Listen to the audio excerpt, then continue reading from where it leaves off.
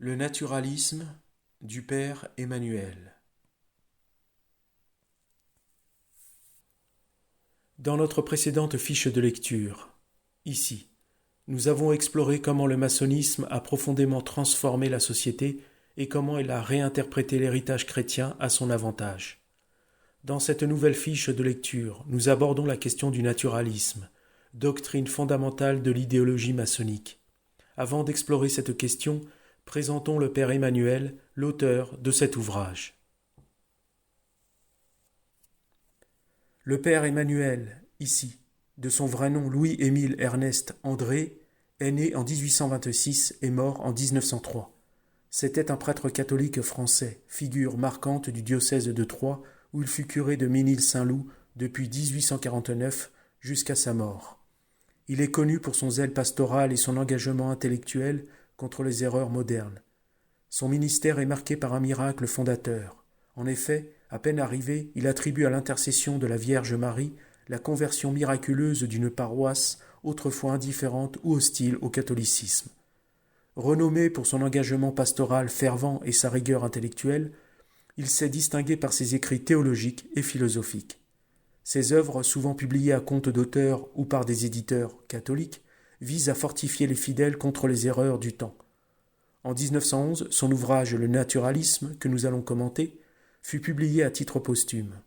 Dans ce livre, il critique le naturalisme, courant philosophique et littéraire qui réduit l'être humain à des déterminismes biologiques et sociaux, rejetant toute dimension spirituelle ou surnaturelle. À travers une argumentation ancrée dans la doctrine chrétienne, il y dénonce les dérives matérialistes de son temps, défendant la primauté de la foi et de la morale catholique face aux idéologies séculières. Son style, clair et incisif, reflète son souci de transmettre une pensée orthodoxe tout en dialoguant avec les idées contemporaines. Le père Emmanuel reste ainsi une figure représentative de la résistance catholique au courant rationaliste de la fin du XIXe siècle. Le naturalisme est une doctrine qui nie le péché originel. En effet, le naturalisme prône une vision purement biologique du monde. Il s'oppose à la foi chrétienne et plus particulièrement à la foi catholique, en ce sens qu'il nie l'existence de l'âme et de la vie éternelle. Promu sous l'influence des Lumières et de la franc-maçonnerie, le naturalisme a été encouragé pour détourner les esprits de la foi en Dieu. Il fallait absolument réprimer cette aspiration profonde de l'homme exprimée par Goethe à travers Faust. Ici. Nous apprenons à estimer ce qui s'élève au-dessus des choses de la terre, nous aspirons à une révélation qui nulle part ne brille d'un éclat plus pur et plus beau que dans le Nouveau Testament. Léon XIII, qui rappelons-le a rédigé l'encyclique Humanum Genus pour condamner la franc-maçonnerie, a déploré le déclin de la vérité et la prédominance des erreurs les plus funestes. L'esprit de confusion s'est alors installé. Désormais, toute vérité et toute erreur sont confondues par l'éternelle discussion qui donne à chacune d'elles les apparences de l'autre, si bien qu'il est devenu impossible de convaincre qui que ce soit et de prouver quoi que ce soit à qui que ce soit. À travers le naturalisme, le maçonnisme a donc embrouillé l'intelligence des hommes en décrétant arbitrairement la mort du surnaturel. Ce cheminement intellectuel trouve sa source chez deux grands penseurs européens du XVIIIe siècle, à savoir David Hume et Emmanuel Kant. Ici. Ces derniers, par l'orgueil de leur intelligence, ont véritablement posé les bases de la pensée moderne. Le naturalisme, imprégné de darwinisme, est une idéologie de la négation de la vérité révélée. Cette rationalité qui a sa propre logique a profondément fissuré l'Occident. La laïcité, fruit de cette idéologie, maintient la religion dans la sphère privée afin de conférer toute l'autorité à la sphère étatique athée. C'est en ce sens que le père Emmanuel affirme que le naturalisme est le mal. À propos de cette scission de l'esprit engendrée par l'irruption de la pensée naturaliste, il faut préciser que le croyant doit lutter en permanence contre la désinformation représentée par les arguments issus du naturalisme. L'auto-appropriation de la vérité par le naturalisme a entraîné une lutte incessante des esprits, qui a fragilisé la certitude déiste et accru le doute de manière généralisée au point que l'individu n'espère plus trouver la vérité en un tout unifié. La complexité des matières scientifiques a fragmenté la vérité unifiée. Il ne reste plus que des spécialistes qui ne cherchent la vérité que dans l'infiniment petit. René Guénon, dans son ouvrage La crise du monde moderne, ici, parle de fractionnement de la vérité et de la dispersion des esprits dans des considérations scientifiques et socio-philosophiques nombrilistes. Toutes ces spéculations intellectuelles modernes ne sont que des ébauches de la vérité unifiée et ne mènent à aucune révélation majeure, tout en demeurant incompréhensibles pour l'essentiel de l'humanité. La pensée moderne se perd donc dans des considérations matérialistes qui n'ont pour but qu'une fuite en avant vers un objectif insondable. Le dispersement et l'éparpillement sont les mamelles de la pensée moderne, dont la racine est le naturalisme. Le naturalisme a donc ôté à l'homme sa filiation divine. En ce sens, il est un crime contre Dieu et contre l'humanité, car il a supprimé le besoin de la grâce sanctifiante de Dieu. Il a rendu l'homme indépendant de son âme, de son éternité et surtout de Dieu. En raison de cette indépendance, l'homme s'est enorgueilli de lui-même, s'estimant maître de tout, à l'image de Lucifer s'opposant à Dieu. Cette inclination cherche à déraciner l'aspiration naturelle de l'homme à aimer Dieu. La sacralisation de la nature découle de cette nouvelle inclination. Dès lors, l'homme ne peut plus aimer son prochain comme le Christ le lui a enseigné.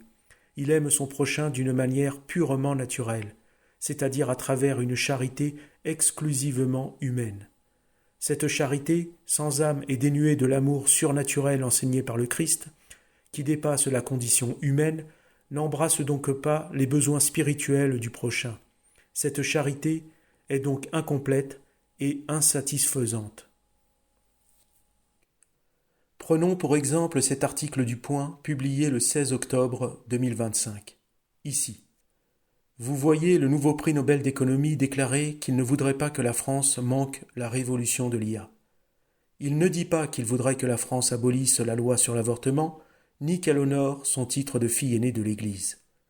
Le monde fait des ingénieurs, des physiciens, des docteurs, des économistes, des juristes, des experts en tout genre, mais des chrétiens, non. Philippe Aghion, qui a prononcé ces paroles, est un pur produit du naturalisme, et il ignore bien que sa manière de penser est une préfabrication mentale élaborée dans les salons dits des Lumières du XVIIIe siècle. Claude Tresmontant, dans son ouvrage sur l'avenir du christianisme, ici, affirmait que nombre de vies dites réussies, bien installées, riches et honorées, sont des échecs peut-être irréparables au point de vue de la vérité. C'est Charles Baudelaire qui a peut-être le mieux dénoncé les méfaits du naturalisme sans jamais prononcer le mot. Dans ses écrits sur l'art, ici, avec un grand discernement et une lucidité des plus manifestes, il pose une pensée d'une précision théologique quasi parfaite et pourtant authentiquement laïque. Si le lecteur a des doutes concernant cette idéologie moderne qui a injecté ses poisons les plus délétères dans la conscience collective, les mots de Charles Baudelaire sauront éveiller au moins quelques doutes et susciter pas moins d'interrogations. Voici cette pensée, ici. La plupart des erreurs relatives au beau naissent de la fausse conception du XVIIIe siècle relative à la morale.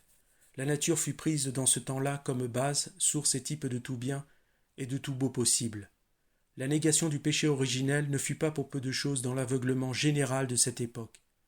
Si toutefois nous consentons à en référer simplement aux faits visibles, à l'expérience de tous les âges et à la gazette des tribunaux, nous verrons que la nature n'enseigne rien, ou presque rien, c'est-à-dire qu'elle contraint l'homme à dormir, à boire, à manger, et à se garantir tant bien que mal contre les hostilités de l'atmosphère.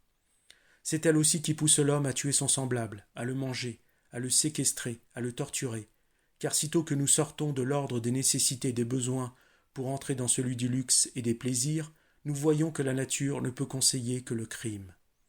C'est cette infaillible nature qui a créé le parricide et l'anthropophagie, et mille autres abominations que la pudeur et la délicatesse nous empêchent de nommer. C'est la philosophie, je parle de la bonne, c'est la religion qui nous ordonne de nourrir des parents pauvres et infirmes. La nature, qui n'est pas autre chose que la voie de notre intérêt, nous commande de les assommer. Passez en revue, analysez tout ce qui est naturel, toutes les actions et les désirs du pur homme naturel, vous ne trouverez rien que d'affreux. Tout ce qui est beau et noble est le résultat de la raison et du calcul.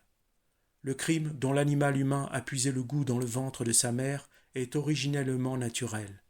La vertu, au contraire, est artificielle, surnaturelle, puisqu'il a fallu, dans tous les temps et chez toutes les nations, des dieux et des prophètes pour l'enseigner à l'humanité animalisée, et que l'homme seul eût été impuissant à la découvrir. Le mal se fait sans effort, naturellement, par fatalité. Le bien est toujours le produit d'un art.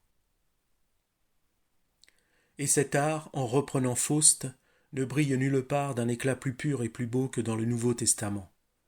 Le père Emmanuel rappelle qu'il est évident que la morale chrétienne est l'expression exacte, la mesure, la règle et la sauvegarde de notre dépendance à Dieu. C'est un art exigeant qui nous protège du naturalisme, lequel est caractérisé par une morale indépendante qui n'est qu'impuissance et n'a absolument rien de moral, et qui, pour masquer son immoralité, se veut moralisante. L'avortement est l'exemple même de cette immoralité moralisante. Cet acte est considéré comme une vertu majeure et indiscutable. On l'institutionnalise, le constitutionnalise et le panthéonise. L'enfant à naître n'est pas considéré comme une vie à part entière, mais comme un morceau de chair en développement. Le naturalisme, en niant la dimension spirituelle de l'être, ne reconnaît pas l'embryon comme la vie d'un être humain.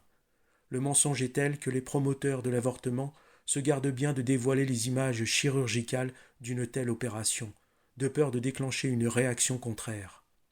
En ce sens, le naturalisme a causé un profond bouleversement moral et social. Ce qui advint à travers la République laïque, c'est l'émergence d'une religion sans Dieu, plus âpre, plus dogmatique et plus intolérante que le christianisme. En somme, pour reprendre l'abbé Rohrbacher, ici, il y a dans l'homme une tendance funeste à vouloir échapper à son destin surnaturel. L'homme s'obstine à descendre, il se plonge avec une ardeur désespérante dans ce naturalisme perfide qui le maintient dans un esprit de confusion où sophismes et illusions sont créés par des échafaudages intellectuels qui satisfont son orgueil et seulement son orgueil. C'est la part luciférienne de l'homme. Le but du naturalisme est d'expliquer tout sans le Christ, sans ses mystères, sans sa morale. L'homme est seul maître ici-bas. Ce langage résonne partout aujourd'hui. Philosophie, littérature, histoire, sciences morales et politiques, tout est enseigné et professé en dehors du principe surnaturel. Et le pire, c'est que ce langage semble chrétien. Aussi voit-on journalistes, écrivains et philosophes singer la charité chrétienne afin de paraître vertueux. Cette alliance d'idées chrétiennes et antichrétiennes est un empoisonnement lent qui infecte tout.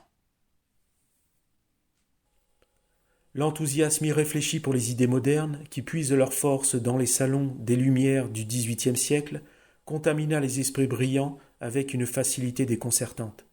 Ils ont été comme ces enfants devant des bonbons. À cause de leur insouciance intellectuelle, ils ont permis à la pensée de s'émanciper totalement des dogmes chrétiens.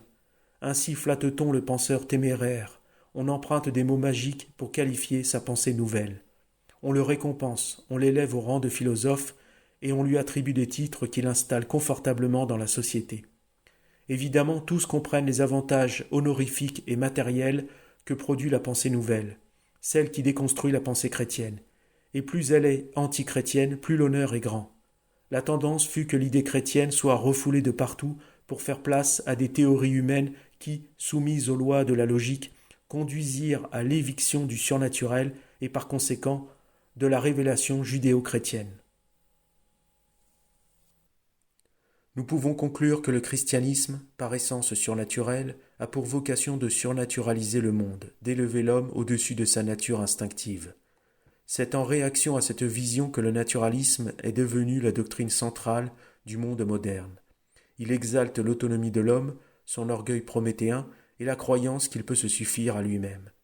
L'homme moderne, cédant à ses instincts de domination, veut créer ses propres lois et son propre univers.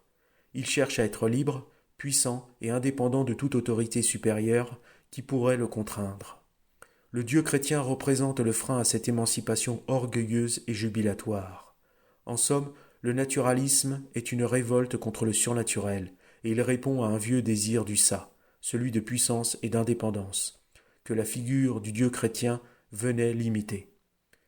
Nous verrons dans une prochaine fiche de lecture, ici, ce que signifie le ça.